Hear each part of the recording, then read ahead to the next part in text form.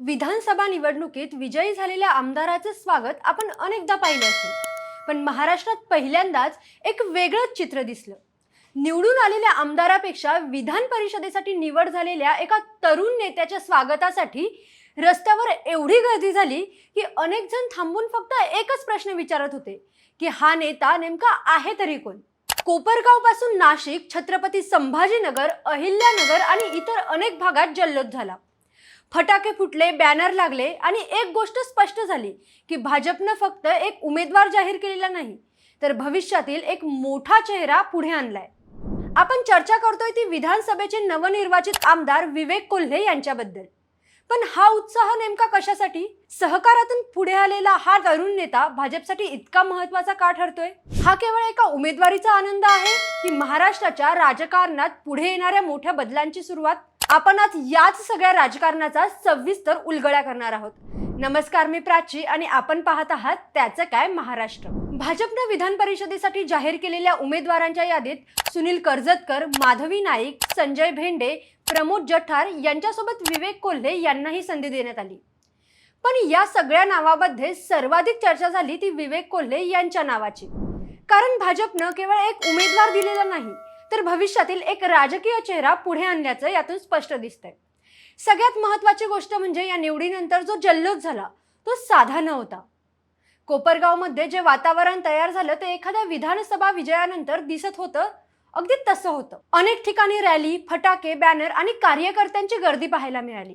यावरून एक गोष्ट स्पष्ट झाली की विवेक कोल्हे यांचा प्रभाव हा फक्त आता सहकार किंवा मग स्थानिक राजकारणापुरता मर्यादित राहिलेला नाही आणि इथेच भाजपचा मोठा राजकीय डाव समोर येतो. महाराष्ट्राच्या विधान परिषदेत सर्वात तरुण चेहरा देत भाजपनं स्पष्ट संदेश दिला की पक्ष आता केवळ पारंपरिक नेत्यांवर अवलंबून राहणार नाही, तर ग्रामीण भागात प्रभाव असलेले, सहकार क्षेत्र समजणारे आणि युवकांमध्ये स्वीकार असलेले चेहरे पुढे आणण्याची रणनीती पक्षाने सुरू केली. पण विवेक कोल्हे यांचं अचानक नाव समोर पुढे आलेलं नाहीये. त्यामागे गेल्या काही वर्षांचा एक मोठा राजकीय प्रवास आहे. तर बघा, कोल्हे कुटुंबाची राजकीय परंपरा ही जुनी आहे. स्वर्गीय शंकरराव कोल्हे यांच्यापासून सुरू झालेला सहकार आणि राजकारणाचा वारसा पुढे स्नेहलता कोल्हे आणि आता विवेक कोल्हे यांच्यापर्यंत पोहोचला. पण केवळ घराणं असल्यामुळे राजकारणात टिकता येत नाही.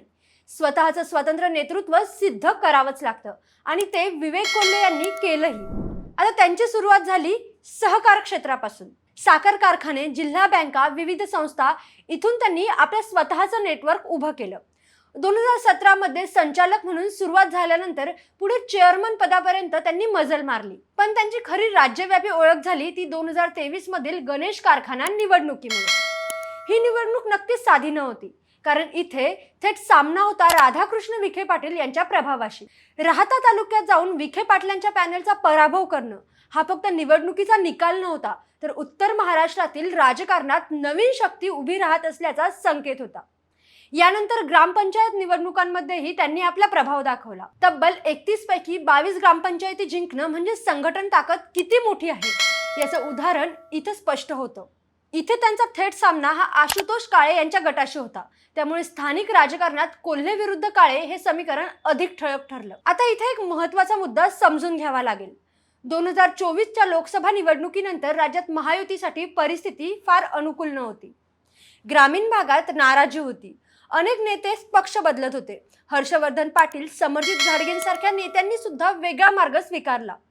त्या काळात भाजपला सर्वात जास्त गरज होती ती निष्ठावंत नेतृत्वाची आणि याच ठिकाणी कोल्हे कुटुंब वेगळं ठरतं. कारण कोपरगावमध्ये झालं काय की विवेक कोल्हे स्वतः निवडणूक लढले असते तर मोठ्या मताधिक्याने जिंकले असते अशी नक्कीच चर्चा होती. पण त्यांनी त्यावेळी स्वतःची राजकीय महत्वाकांक्षा बाजूला ठेवली आणि महायुतीचा धर्म पाळला. आणि विशेष म्हणजे 3 पिढ्यांपासून राजकीय विरोध असलेल्या गटासाठी त्यांनी काम केलं. अजित पवार गटाचा उमेदवाराला पाठिंबा दिला. मात्र विधानसभा निवडणुकीत कोल्हेंच्या सहकार्यानं निवडून आलेल्या आशुतोष काळे यांचा विजयोत्सव अगदी फिका होता. तर त्याच कोपरगाव शहरात असणाऱ्या दुसऱ्या युवा नेतृत्वाचा विधान परिषद सदस्य म्हणून जो जल्लोष झाला तो रोमहर्षक आणि ऐतिहासिक झाला. हे आपल्याला अगदी काल परवाच्या ह्या सगळ्या जल्लोषावरून कळलंच आहे. यावरून एकच स्पष्ट होतं की जर 2024च्या विधानसभेच्या रिंगणात विवेक कोल्हे असते तर कैक हजार मतांनी त्यांनी विरोधकांना धोबीपछाड दिला असता. मात्र तरीही त्यांनी पक्षादेश पाळला. किंबहुना हा निर्णय आता फक्त राजकीय नव्हता, तर भाजपसाठी मोठा संदेश होता. कारण त्या काळात अनेक नेते पक्ष सोडत होते, पण कोल्हे कुटुंब भाजपमध्येच थांबलं आणि इथेच भाजपनं त्यांची राजकीय नोंद घेतली. अमित शहा आणि देवेंद्र फडणवीस यांच्यासोबत झालेल्या चर्चेनंतर कोल्हे यांनी संयमाची भूमिका घेतली असं बोललं गेलं. राजकारणात संयम ठेवणं अनेकांना जमत नाही, पण कोल्हे यांनी ते दाखवलं आणि आता विधान परिषद ही त्याच संयमाची राजकीय परतफेड मांडली जाते. इथे आणखी एक महत्वाचा अँगल आहे. भाजपला उत्तर महाराष्ट्रात नवीन नेतृत्व उभं करायचंय. विखे पाटील, पवार, भुजबळ यांच्यासारख्या पारंपरिक प्रभावी नेत्यांच्या पलीकडे स्वतःचे स्वतंत्र युवा फळी तयार करण्याचा भाजपचा प्रयत्न सुरू आहे आणि विवेक कोल्हे यांची निवड ही त्याच रणनीतीचा भाग मानली जाते.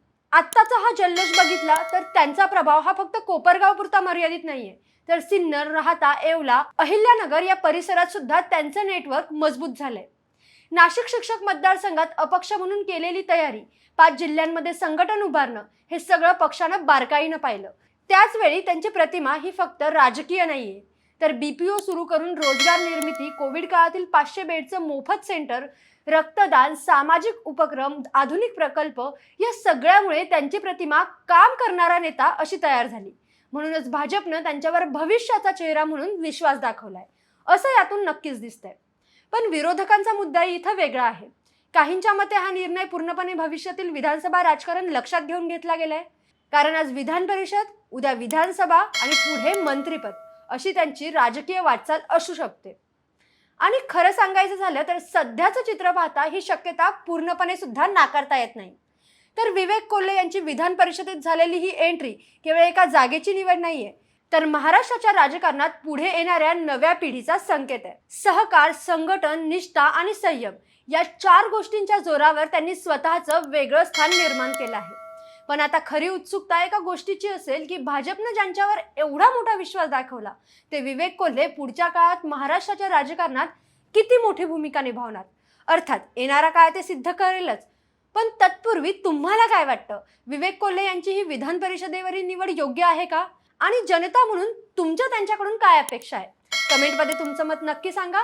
बाकी राजकारणाच्या आखाड्यात आपली नजर कायम असणारच आहे. तेव्हा कुठेही जाऊ नका, पाहत राहा, सबस्क्राईब करा. त्याचं काय महाराष्ट्र.